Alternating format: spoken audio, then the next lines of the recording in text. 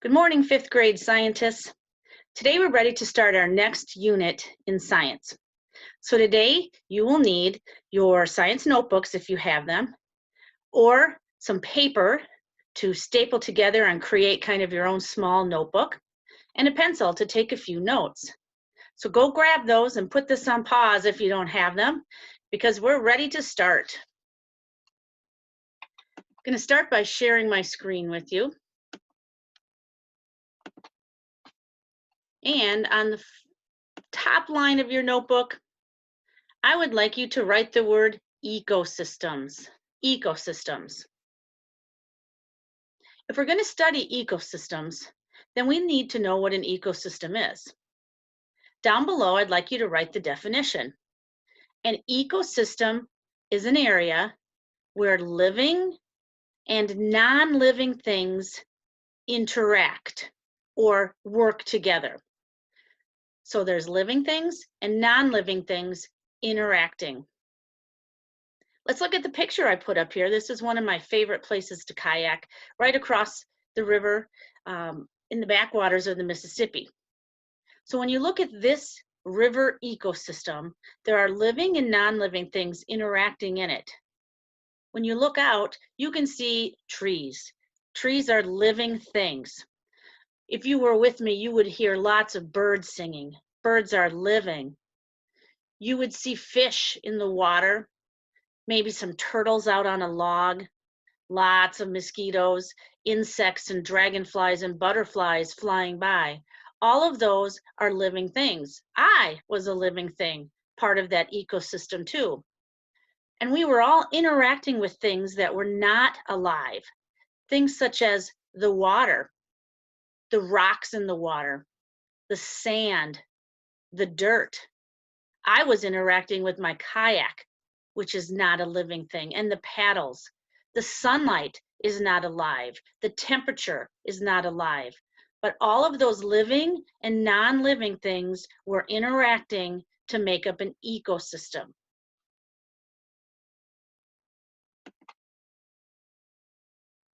When we talk about the living things in an ecosystem, they have a special name. They are called biotic factors. Biotic.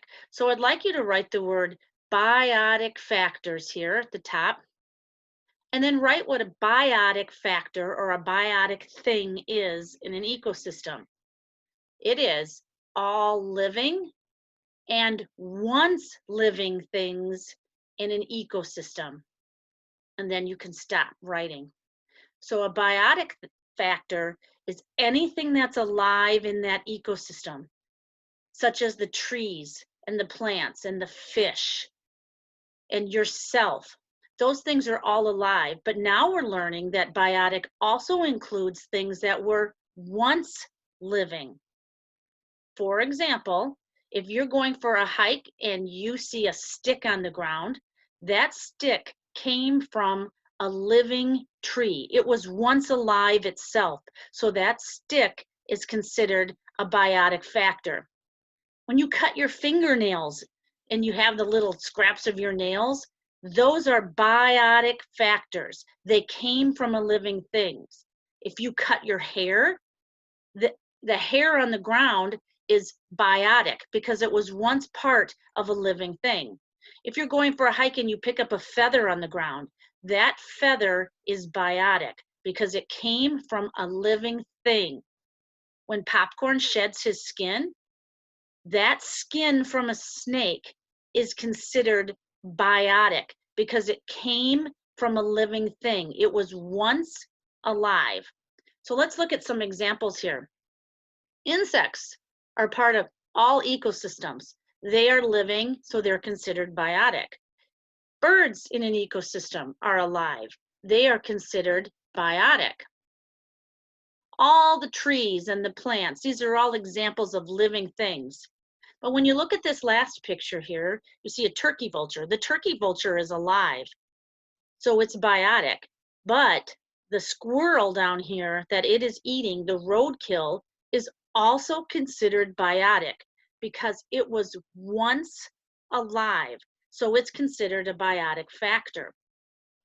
Now, one thing I always get questioned on is things that are made out of different things. For example, if we look at trees, when we use wood to make furniture, or when we use wood to make paper, it's a little different. We don't consider that biotic. If it has gone through a factory and has been chemically changed in some way by human beings, then it's no longer considered biotic. So if you're writing on a piece of paper now, that paper, because it once came from a tree, but it has been processed in a factory and chemicals have been added to it and dyes have been added to it, it's no longer considered biotic if man has changed it in some way. If you were to take two sticks and hammer a nail between them to create something like a cross, that would still be considered biotic because you haven't chemically changed it in a factory to make it different. So all of these things are considered biotic if they are living or were once part of a living thing in an ecosystem. Okay? The opposite of that is our next vocabulary word. It is abiotic factors. Now, all we did was add an A in front of it. So write down abiotic factors. That's the opposite of biotic. These are all the non-living things in an environment. You cannot kill them. They were never alive. They're just objects. Biotic were the living things, coming from the word biology, which means the study of living things. Abiotic is the opposite. These are things that you cannot kill. They don't need to eat. They don't live. These are things like the sunlight, the rocks around you, the water. They are considered abiotic things. My kayak paddle. Those are abiotic factors in an environment. So living are biotic, non-living, never alive are abiotic factors. Let's look at some examples of ecosystems since we're going to talk about them. Ecosystems can be huge areas of land where living and non-living things interact, such as an ocean. Lots of life underneath the water here going on. We have lots of living things interacting with the water and with the rocks in the water. We have the rainforest. Just from looking at it, you know that there's a lot of biotic factors involved in the rainforest. The desert has a lot of abiotic factors in it. When you look at that picture, there's not a lot of life there, is there? Not a lot of plants, but there are some. There are insects that live in the deserts. There are certain plants that live there and snakes that live there, but not as many as in places like the rainforest or even under the water in the ocean. Ecosystems can be the mountains. It can be the Arctic. The Arctic, again, has a lot of abiotic factors in there. Not a lot of plants, not a lot of living things, but they interact together. Another example here is the Great Plains. The Great Plains has lots of plants that are growing there, which provide food for animals that live on the Great Plains also. Now, those were all really big ecosystems, but ecosystems can be small as a puddle in your driveway. This puddle can provide life for certain types of insects that are living inside of that puddle, and the water is abiotic. The bugs would be biotic. They're interacting together, and it can be a small ecosystem. A river is an ecosystem. You can see this river meandering here with all the curves in it. And a forest, like the ones that surround Winona, are full of life, full of biotic factors, and they are interacting with the abiotic factors. So ecosystems can be very large, they can be very small. Let's finish up today by seeing how well you do with knowing if something is biotic or abiotic. So I'm going to move this picture up here. This is actually a picture of a forest fire.